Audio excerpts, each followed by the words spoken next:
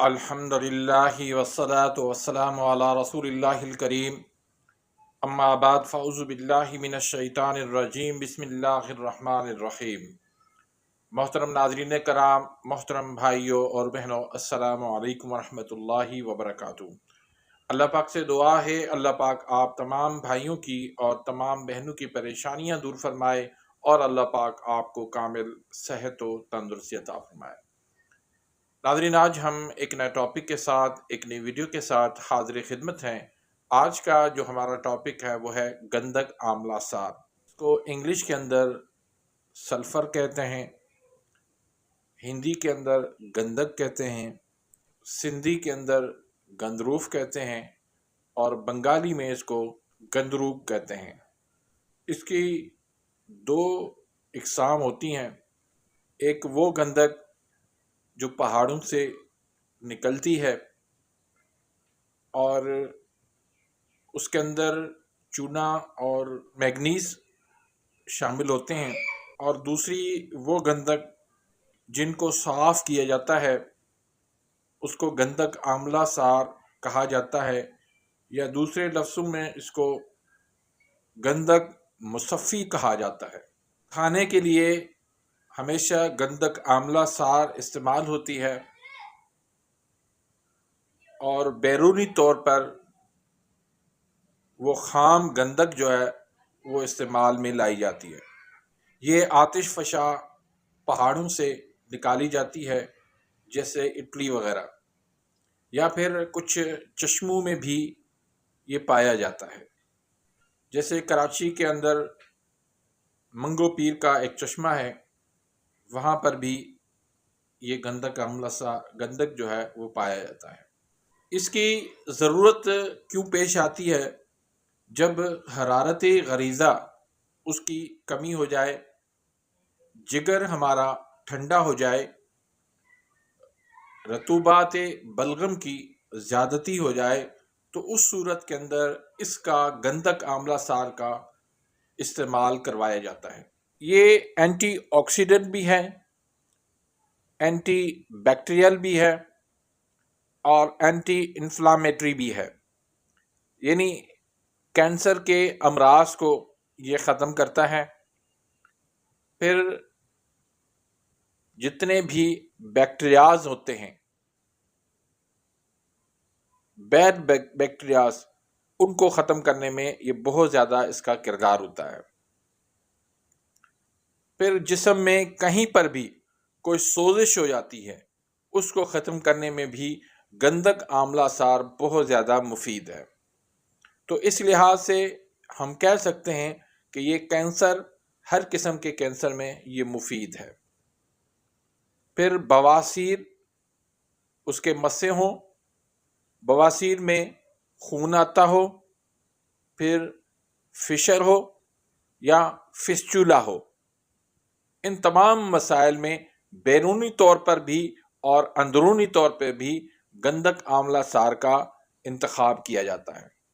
پھر اس کا سب سے بڑا جو اہم رول ہے وہ جلدی امراض کے مسائل میں ہے۔ جلدی کوئی بھی مسئلہ ہو، اس میں گندک آملہ سار بہت زیادہ مفید پایا جاتا ہے۔ مثلا داد ہے، چنبل ہے، سورائسس ہے، پھوڑے پھنسیاں ہیں، خارش ہے، پھل بیری برس ہے، ان تمام مسائل کے اندر گندک آملہ سار کھلایا بھی جاتا ہے اور بیرونی طور پر بھی اس کو استعمال کروایا جاتا ہے۔ وہ خون کو صاف کرنے والی دوائی سمجھی جاتی ہے۔ پھر یہ ہلکی قبض کشا بھی ہے، یعنی جو ہلکی پھلکی قبض ہوتی ہے اس کے لیے بھی یہ بہترین کام کرتا ہے۔ پھر یہ آنتوں کی صفائی کرنی ہو یا جسم کی صفائی کرنی ہو یا جگر کی صفائی کرنی ہو، اس کے لیے بھی یہ بہترین سمجھا جاتا ہے۔ پھر یہ مردانہ کمزوری کے مسائل میں بھی ادویات میں اس کا استعمال کروایا جاتا ہے۔ پھر بلغم کے اخراج کے لیے بھی یہ بہترین دوائی ہے، اور اس میں गंधक आंवला सार के साथ पारे को मिलाया जाता है। मसलन अगर पारा 1 तोला है तो उसमें आप 7 तोला गंधक आंवला सार को मिला के इसको खल करें, अच्छी तरह से खल करें। खल से मुराद ये कि रगड़ाई करनी है। जब ये काला स्याह सुरमे की तरह हो जाए तो इसको आप 250 mg के अंदर डाल के इसको आप इस्तेमाल करवाएं। तो ये बलगम के अखराज के लिए, नज़ला ज़ुकाम के लिए फौरी असर दिखाता है, बहुत ही फ़ायदेमंद है और फौरी असर दिखाता है। जल्दी अमराज के लिए इसको बैरूनी तौर पर इस्तेमाल करने के लिए आपने गंधक आंवला सार जो है वो 70 ग्राम लेना है और 20 ग्राम इसमें आपने काफूर मिलाना है। काफूर जो है वो खालिस होना चाहिए, ये काफूर की टिक्कियाँ इसमें नहीं डालनी।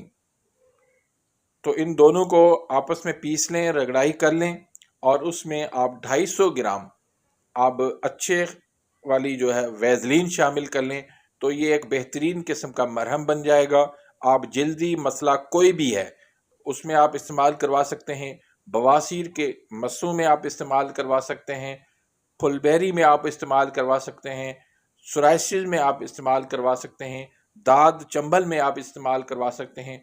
बहुत ही मुफीद और ज़बरदस्त चीज़ है। आखिरी सवाल ये कि क्या गंधक आंवला सार हमारे लिए नुकसानदेह है, क्या इसको मुदब्बर करना ज़रूरी है? तो मोहतरम, जो ख़ाम हालत में गंधक जो पहाड़ों से मिलता है उसको जो है मुसफ़ा करना, उसको मुदब्बर करना बहुत ज़रूरी होता है। उसको ऐसे इस्तेमाल नहीं किया जाता। और जो हमारे पास डली की सूरत में येलो कलर की और चमकदार जो हमारे पास गंधक आंवला सार की सूरत में आता है वो मुसफ़ी खून, वो खुद जो है वो साफ़ किया होता है, धुला हुआ होता है। तो इसको मुदब्बर करने की ज़रूरत नहीं है और ना ही इसके खाने से कोई नुकसान है। हाँ, ये है कि ज़्यादा मिक़दार में अगर आप इसको खाएंगे तो फिर नुकसान हो सकता है। जो नुकसानात के इम्कान हैं उसमें ये कि ये दिमाग के लिए नुकसानदेह हो सकता है और मैदे के अमराज में भी नुकसानदेह हो सकता है। तो इसकी जो मिक़दार ख़ुराक है वो आधी ग्राम से लेकर 1 ग्राम इसको आप खा सकते हैं, लेकिन ज़्यादा तौर पर इसको अद्वियात के अंदर शामिल किया जाता है दूसरे अज्जा के साथ। तो सिंगल तौर पर इसकी मिक़दार ख़ुराक आधी ग्राम से लेकर 1 ग्राम तक है। तो उम्मीद करता हूं कि आज की इस वीडियो से आप मुस्तफ़ीद हुए होंगे। इस तरह की मुफीद वीडियोस के लिए मेरे इस चैनल को ज़रूर सब्सक्राइब कर दें, बेल आइकन घंटी के निशान को प्रेस कर दें ताकि मेरी हर आने वाली लेटेस्ट वीडियो का नोटिफिकेशन आप तक पहुंच जाए और आप मेरी वीडियोस से मुस्तफ़ीद होते रहें। वीडियो पसंद आती है इसको लाइक करें, आगे अपने दोस्तों के साथ, रिश्तेदारों के साथ इसको शेयर करें। अपनी दुआ में याद रखिएगा। मिलते हैं इंशाल्लाह नेक्स्ट वीडियो में, तब तक के लिए इजाज़त। अल्लाह हाफ़िज़।